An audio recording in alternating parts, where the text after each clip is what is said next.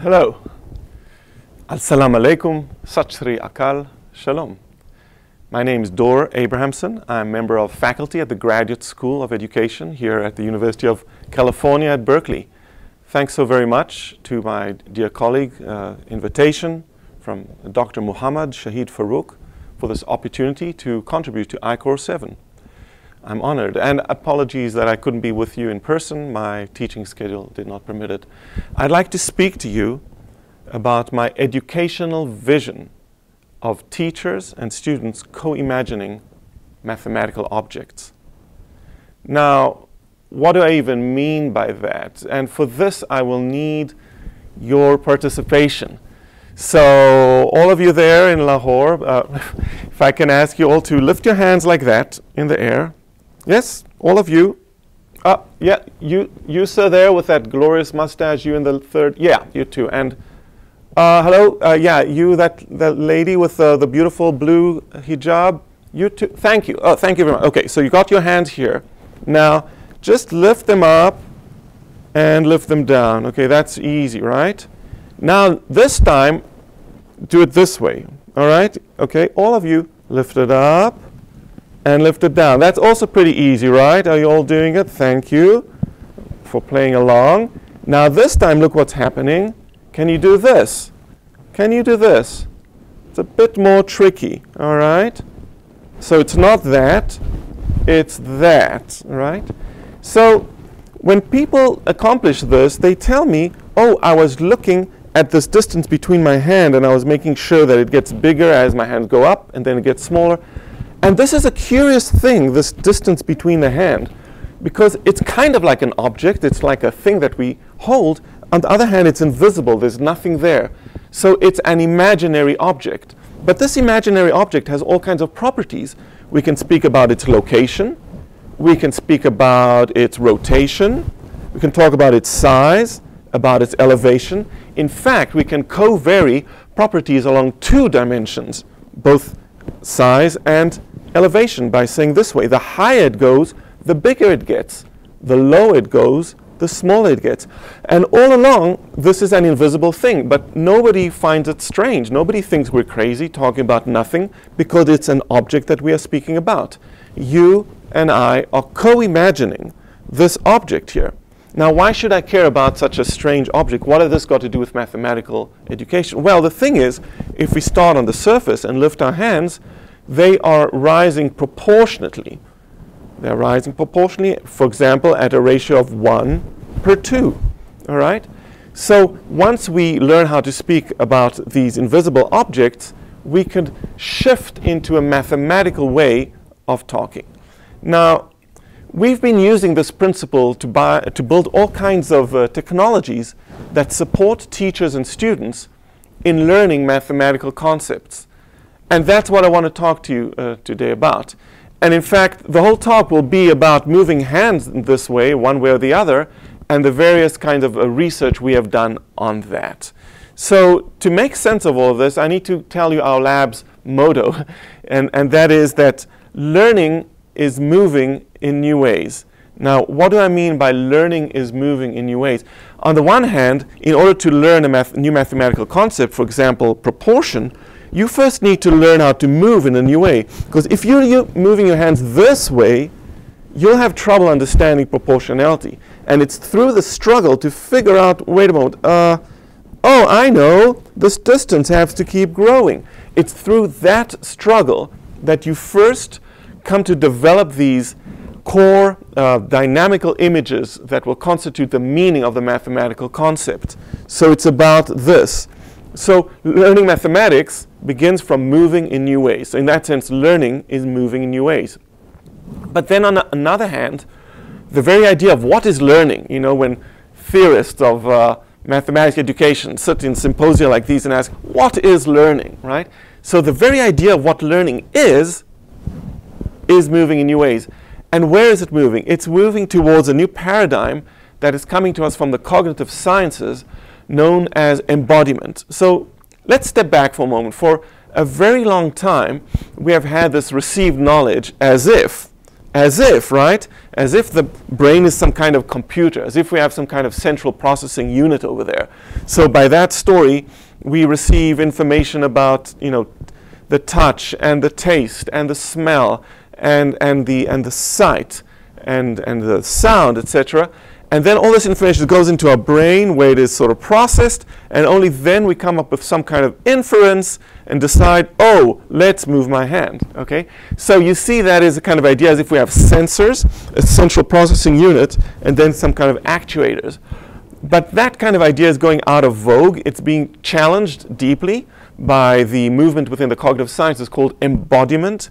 Sometimes it's called 4E, embodied, embedded, extended, enacted, where the idea is that actually it is all happening at the same time. There are no symbolic processes in the head. The head is not a computer. We think by simulating the sensory motor constitution of being within our ecology. We are organisms who have evolved to be adaptive to our ecology. We move and we sense, and the thinking is a simulation of those experiences. Even when we sit still with our eyes closed, even then, thinking is a simulation of these sensory motor and perceptual structures that we have developed both evolutionarily and epigenetically through interaction in the environment in order to cope in strong ways. So a big message is something like this. The brain is not a computer. It does not process abstract symbols or propositions. The act of thinking mobilizes the same sensory motor modalities by which we function in the natural and social-cultural environment. How we think, therefore, depends on how we know to move in the world, how we know to operate on various objects, what tools we have mastered, what languages we speak, and as such, educators can affect students' cognitive development by shaping their sensory motor experiences with dedicated objects. And I'd like to highlight here the fact that there are educators and there are students, right, who are working together in order to try and come up with these new structures. So educators and students. Now, what does that actually look like? And notice this idea of shaping their sensory motor experiences, okay?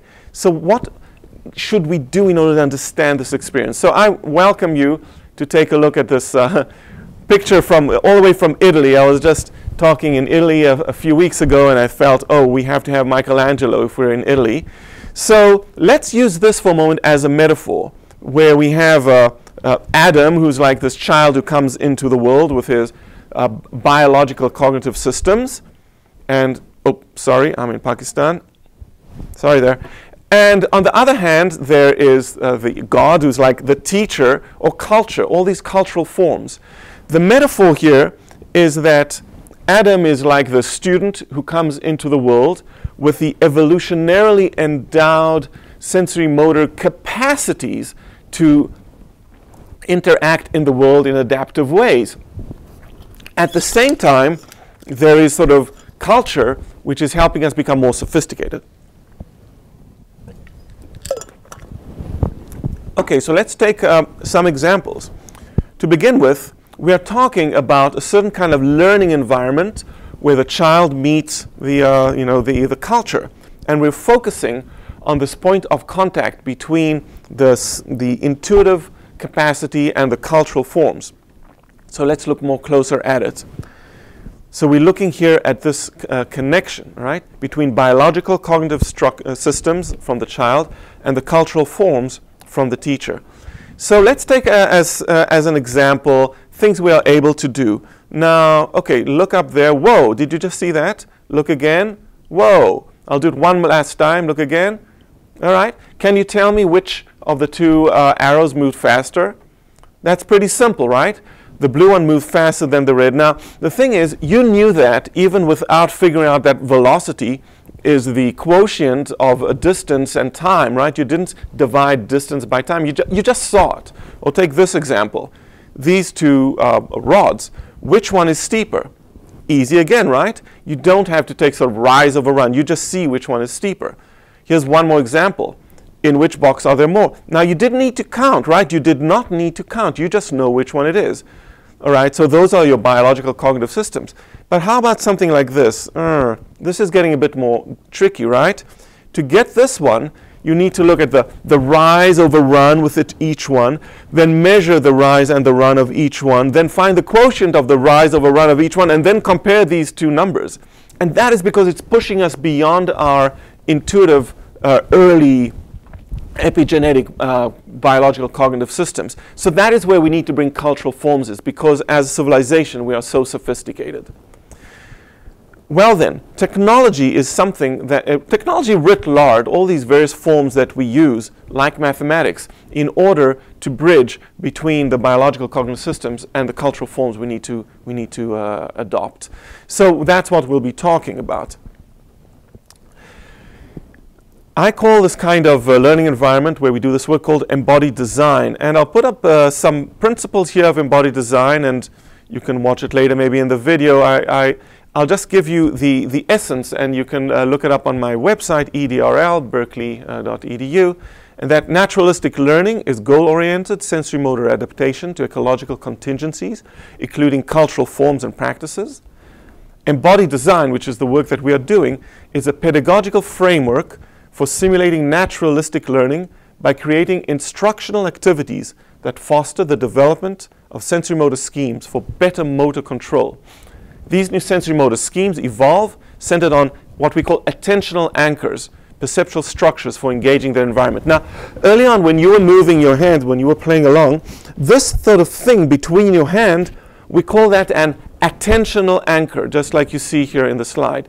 An attentional anchor is this perceptual structure that you yourself generated in order to facilitate the control and regulation of your two-hand, your bimanual action. It's difficult to raise this hand and that hand, this hand. At the moment you think of this object in between, this imaginary object, the moment you invent this imaginary object, there now is a thing that you are controlling. It's no longer the hands you're moving in your imagination, rather you are moving this thing up and down. So that becomes your attentional anchor. But once you have that thing, we can shift into mathematical discourse. When mathematical forms are introduced into the environment, students adopt them as potentially enhancing the enactment, evaluation, or explanation of their sensory-motor solution strategies. So, for example, I could put a grid here on this picture, and then you could see the actual size, and you could see how the size is growing 1 unit each time. Or you might say to me, oh, every time I raise my hand 1 unit, I raise this 2, 1, 2, 1, 2. So that the moment I introduce these cultural symbolic artifacts, this mathematical cavalry comes in here and to meet your cognitive biological systems, at that moment you will potentially shift into a mathematical way of thinking and talking and operating, because it gives you greater capacity to enact better what you were doing, to explain to me how you're thinking, and to evaluate your own thinking. So that is just like in the case of those two lines when we're not sure. We need mathematics in order to enhance and extend our capacity, our physical capacity, our cognitive capacity. So take this example. Anyone who's taught kids knows, well, we pour 2 blue cups and 3 yellow cups into a tub, and we get certain green. Now, what happens when we have 4 cups, right? So any one of you who've worked with children, you know that kids will say, oh, so now there are 2 more cups, 2 blue cups more, so we need 2 more yellow cups, right? Or they'll say, oh, the difference was 1 between them, so it's still 1. But of course, it's not 5 yellow cups, it's 6. Now, that's something that we know. And the question is, how can we create some kind of embodied design for proportional equivalence, all right? So I'm thinking, if a child comes with their sensory-motor capacity, what is the kind of activity I can create for them to make that happen? So originally what we did in the lab, we tried creating something like this, in which case Mark is cranking the pulleys and Becky is holding on. Now, because the pulleys are of different size, the diameters are 2 per 3, these are going up at a ratio of 2 per 3, and so you'd think that Becky is experiencing 2 per 3. So, well, on the one hand, her hands are indeed rising at 2 per 3. On the other hand, there's no clear task here, so we call this the mathematics imagery trainer number 1, and we moved on to create number 2. No, so this is what we do in this design. We seat a child in front of a computer screen, and we give them some remote control in the left hand that controls that cursor, and one in the right hand controls that cursor. And we say to them, okay, you need to make the screen green. Now, originally, the screen is red. Now, what does it mean to make the screen green? The child doesn't know. They don't even know this is mathematics. All they know is that they're being asked to control this cursor and that cursor. So initially, they try holding one, it stays red. The other one, it stays red. Both of them, it stays red. Fast, it stays red. They start flailing their hand, and suddenly it's green. Now, why is it green? Exactly like you earlier were doing this thing with me. If you think of this as the surface of the table, when the hands are at heights such that the heights, look at this height, look at that height, okay? This height is double that one, all right? You see this height is 2 times this height. So it's 1 per 2, or 2 per 1. The moment the hands are at those heights, it will be green. Otherwise, it will be red. So the children are moving their hands, they find a green, and then we say, okay, find another green. Now, they know that there's some method in this madness. So they say, well, I need to keep something the same. Well, they lift their hands this way, all right, keeping the distance. And of course, it goes red because the computer is set up to be green only when it's a 1 per 2 ratio. So then they try again, and eventually they go, oh, wait a moment, it's like I thought, I need to make it bigger. Like, oh, I can anticipate that, and always, I see. So the higher my hands go, the bigger the distance is between them. So we call this the mathematics imagery trainer, and after that, they figure that out. We bring in like this grid, and as I said, once the grid is there, they can be more punctilious in moving their hands. Sometimes they move from continuous motion to sequential motion because the screen is no longer the continuous space, it is discrete space. So instead of simultaneous, they move to sequential. Instead of qualitative language, the higher I go, the bigger the distance, they go into quantitative language. For every 1 I do here, it's 2 there, 1 and 2, 1 and 2. And if we bring in numbers, so this you see is, again, it's sort of Adam and God, right, student and culture. They started out by figuring a new way of moving, and only then, once they were competent in that, only then do we bring in symbols. Until then, there was no mathematics as such in there. And then we move into ratio tables, etc. So we have many publications about this project because it's been going on for 10 years, and you can see these publications online. But just to give you a sense, there's different ways of moving that we figured out, and we're interested how they shift from additive to multiplicative thinking. But I won't belabor this point. There are papers to read if you're interested, and you're always welcome to write to me. So this is how it looks when they're actually working together. You see this child raising a hand, it's red, and then she figures out how to move, and it becomes green. And then we speak to her, and we introduce the grid, etc. We have created an tablet version for this, which you can download for free at this URL. And we've taken it to schools. You can see our children working together here.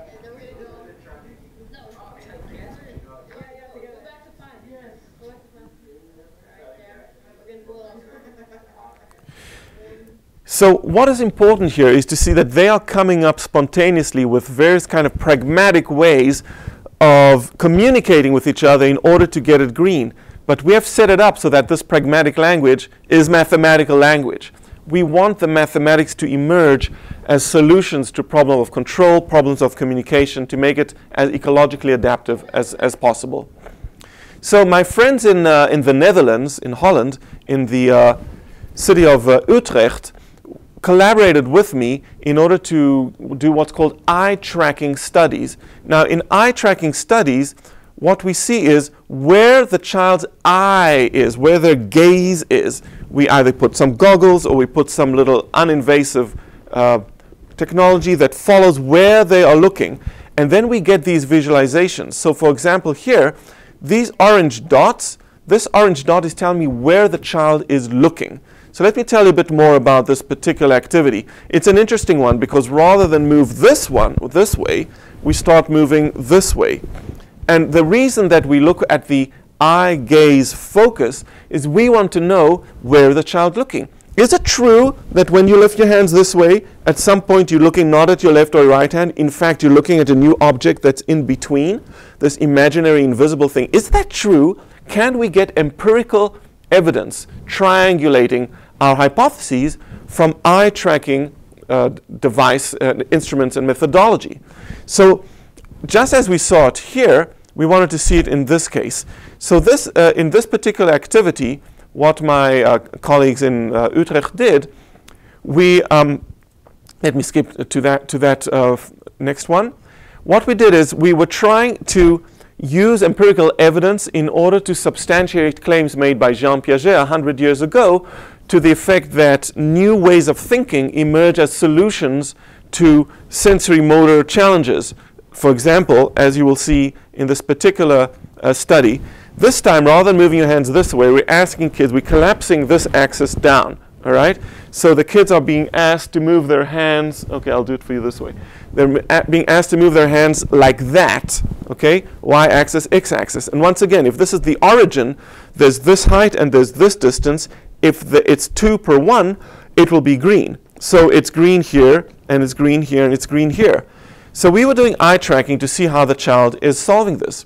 So here you can see, initially, the eyes are looking at the one finger, and looking at the other finger when it starts moving, and sometimes it's green because they happen to hit the right ratio. Now, at a certain point, we ask the child, how are you accomplishing the green? And what the child said is, you'll see here, the child said it has to be in line, and the interviewer at the time did not know what he was talking about, because she did not yet have the eye tracking data. What it turns out this brilliant kid is doing, and this is a child who's 11, he's low tracked in a vocational school, he hasn't learned this material before. He's figured out that in order to keep it green, he's going to, just like here the imaginary object was inside, he's looking at the imaginary diagonal line between his fingers. All right? Look, so I'm inviting you, look at this diagonal line between my fingers. Can you see it? Right? This would be steeper or less steep. As he's moving his hand, this child says, he wants to make sure to keep the angle constant. He's keeping the angle constant. And in so doing, what he's actually achieving is building a continuous dilating set, a set of dilating proportional right-angled triangles of the same angle, the same tangent or sine if you want. So the child is no longer moving his fingers in his orientation towards the situation, rather he's moving the line, making sure that the line stays the same. And indeed, when we look at the eye tracking, you will notice where this child's eyes are. Okay? They're speaking Dutch, that's why we have the translation in supertext. So notice now, the eyes are not on this finger or that finger, just give him a chance. The eyes seem to be somewhere in between here. And notice on this screen where the child is gazing, there is no stimulus, there is no contour, there's nothing at all, there's no object as such. But what is happening is he's looking either at this line, the diagonal line between his finger, or later some other kids told us that he's completing the rectangle. Can you imagine this rectangle? Origin, left finger, imaginary point, and finger. So this rectangle is dilating. And these are spontaneous solutions to the pragmatic problem of coordinating the bimanual enactment of a new complex movement that satisfies the task requirements. All right? So it is this line that he is imagining. This is the line. So the new structure, let me just hush them for a moment. The new structure, the diagonal line, emerges in the child's subjective orientation towards the environment as a sensory motor perceptual solution to the problem of coordinating the co-enactment of two independent movements. Imagine that. So through working with multiple students, we were able to find out the various ways that students move. For example, we were looking at that just now, or another one similar as such. And we can also take out functions of the eye as the eye was moving up and see if it's y equals x or y equals half x. So in so doing, we are actually anticipating where this work takes us towards algebra. Our time is running short. Let me just say that at this point, we ask ourselves, well, that was studies on teaching, but can it help teachers? Well, in fact, it can, because later, we see a teacher working with a child where this teacher she already knows that there's this imaginary line, because initially we didn't know about it. And now once she knows about it, she can speak to the child and say to you, would you imagine the line that goes from your one finger to the other? And he says, yes. Did you imagine this before? And he says, yes, already, a couple of times. So what happens? And so on. So now they can speak about properties, quantitative properties of an imaginary object that they are co-imagining. And after all, my dear colleagues, what are mathematical objects if not co-imagined, fanciful, imaginary entities? And once the teacher has insight into how the child might be thinking about these objects, the teacher can better attune to the child and work with them and bring them to where we need to take them. And possibly as a last slide, once the child has already worked with these imaginary objects, we bring paper. So this is a paper sheet that we lay on the tablet. And now we see how the child can transfer what they've learned with the imaginary objects onto concrete objects. And in this case, we're asking, well, if this is a green, so to speak, triangle, can you use a pencil? So this is really critical for our work because it demonstrates the plausibility of this entire sort of action-based embodied design genre, educational genre for building technologically enabled activities.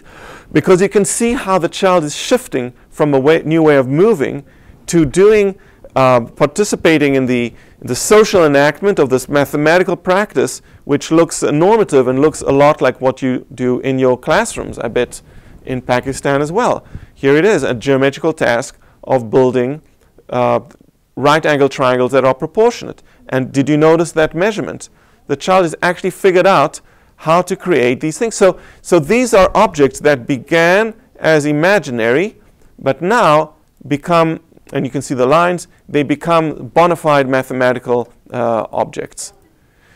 We've done this work also with a teacher and student who both have eye tracking at the same time, and you can read it in these papers, which you'll find also online, and you can always write to me.